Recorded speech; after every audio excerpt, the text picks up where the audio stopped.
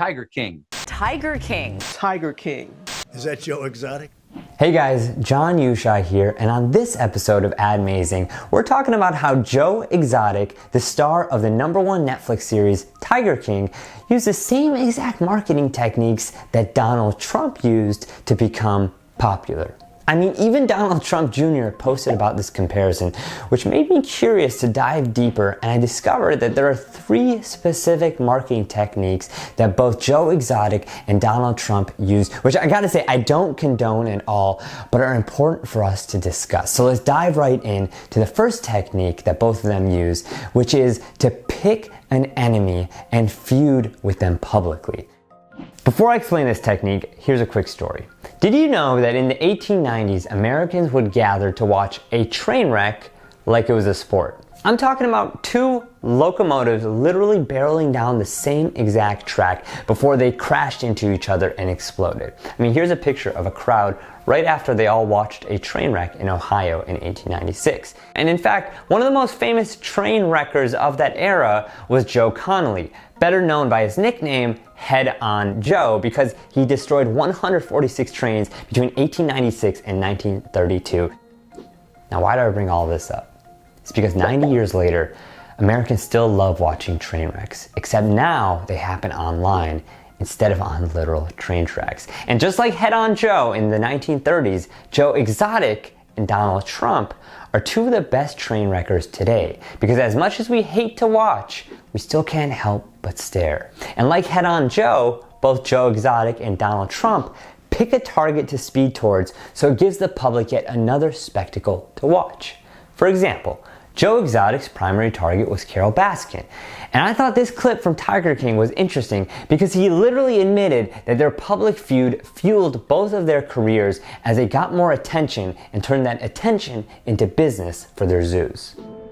Me and Carole made money off of each other. We became popular off of each other because I was her #1 most wanted cub abuser that she could make money off of, and she was my #1 murdered her husband and fed him to the tigers and crazy out there that I could make music videos about.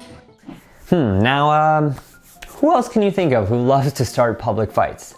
Oh yeah, Donald Trump. He's crashed his train into everyone from politicians like Hillary Clinton to activists like Greta Thunberg to actresses like Rosie O'Donnell. You've called women you don't like fat pigs, dogs, slobs, and disgusting animals. Your Twitter account... Only Rosie O'Donnell. And as much as we may say we hate these feuds or may be morally opposed to them, we still can't help but watch, just like our ancestors used to watch those train wrecks all those years ago. And Donald Trump and Joe know this about us and about the media, so they just keep giving us train wreck after train wreck after train wreck. And by the way, many other YouTubers and celebrities have caught on to this fact as well, that feuds help fuel publicity. I mean, whether it's Logan Paul versus KSI, or more lighthearted feuds like PewDiePie versus T-Series, or Matt Damon versus Jimmy Kimmel, all these people realize that these controversies help galvanize their fan bases to ultimately drive more attention and business to both parties, just like Joe and Donald Trump did so well. And that brings us to technique 2, which is jump on stage even if you're not part of the show. So imagine you're at a high school theater production of Hamlet. The entire community of parents and teachers is sitting in the audience with you as you look on stage and see the students acting in their costumes and full ensemble. Then, all of a sudden, out of nowhere, a man with pink hair proceeds to jump on the stage, take off his pants, and then hula hoops for a good 45 seconds. Here's the question. Would you rather keep staring at those students or fixate on that bizarre man who just jumped on stage? It'd be the hula hooping man. No contest. And that's obviously not why you came to this show, but it's definitely what you're going to be talking about afterwards, much to the frustration and chagrin to those student actors whose spotlight has been stolen. Well, why do I bring this up? Because that's exactly how Donald Trump and Joe Exotic go about things. During the 2016 presidential elections, Joe Exotic ran for president himself, though he had no political aspirations whatsoever. He just saw an opportunity to jump on a stage because that's where everyone's attention happened to be at that time. Joe Exotic for president was 100% a complete and total publicity stunt. It is all about outrage, get as much views as possible. And when Joe lost the presidential election and he didn't even come close to placing, he didn't wait until 2020. He just jumped on the next most high-profile stage he could find, which was running for governor of Oklahoma in 2018. He decides to run for governor. Next best thing. I think his exact words were, I couldn't wait another 4 years, so I decided to run for governor. And just like that school play, these elections were moments where the entire community was tuning in. So Joe knew that, and that's why he decided to jump on that stage with his proverbial hula hoop, and in the process, he got even more attention for his business. In fact, he was so successful at doing that Joe became scared that he may even actually win the election. Towards the end of the campaign, when I felt like we were probably surging because he started listening to advice, he asked Josh, what are we going to do if we win? Now, what does that have to do with Donald Trump? Well, many suspect that he also never had aspirations to be president, and insiders claim that he ran just to get more publicity for Trump hotels and start a Trump news network after the election.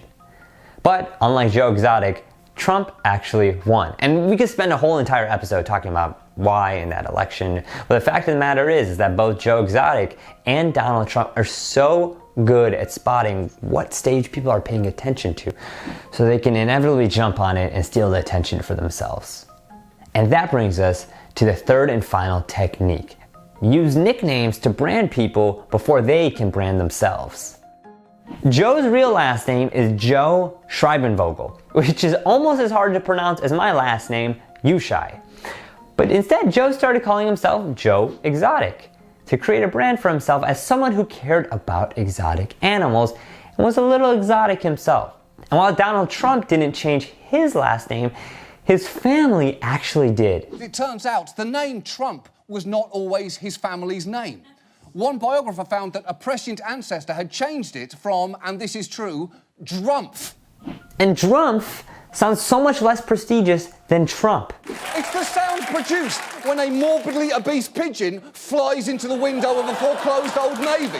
Drumpf! In other words, Donald's family found a word that sounded like their original last name, Drumpf, but signified status and winning like Trump. And it works so well, as you can see with these focus groups. Somehow, like there was even as a very young kid, the word Trump sort of meant rich to you. It meant success. But here's the kicker, and here's where Donald took this whole naming thing a step further. Because he thought if you could elevate Drumpf to Trump, then why can't the opposite work? Why can't you give someone a worse name as a way to ruin their personal brand? And that's exactly what Trump did. He called Hillary Crooked Hillary to associate her with her email scandal. He called Joe Biden Sleepy Joe to emphasize his forgetfulness and mumbling. He called Ted Cruz Lion Ted to emphasize his flip-flopping. And it worked. I mean, just listen to these people repeat those same exact nicknames at his rallies.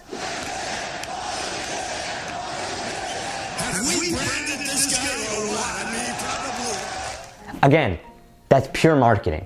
The same thinking Joe and Donald put into their own names and their opponents' names is what Fortune 500 companies do when they're trying to name a new product. Think about Swiffer. It's signaling quick and swift cleaning. Or Febreze, which is signaling a fresh breeze coming out of a spray can. Joe and Donald branded themselves and their opponents in a way that short-circuited our brains into making these associations and connections that may not even be true. Because after all, a name is something you carry with you everywhere, whether you're a product or a person. So what do you think of the way Joe Exotic and Donald Trump marketed themselves? Was it admazing, atrocious, or just adequate? Leave your thoughts in the comments below and I'll try to respond to every single one of you like I always do on each episode. And if you're like me, most of what Trump and Joe did probably rubbed you the wrong way. So I'm actually working on another episode that's about another celebrity, Ryan Reynolds, and how he used similar marketing tactics but in a more positive way. So if you haven't already, make sure you hit that subscribe button so you never miss another episode of Admazing, or click here to watch some of my past episodes in the meantime, because, you know, I'm stuck at home just like you are, and there's many more great episodes of Admazing coming your way soon. I'll see you guys next week.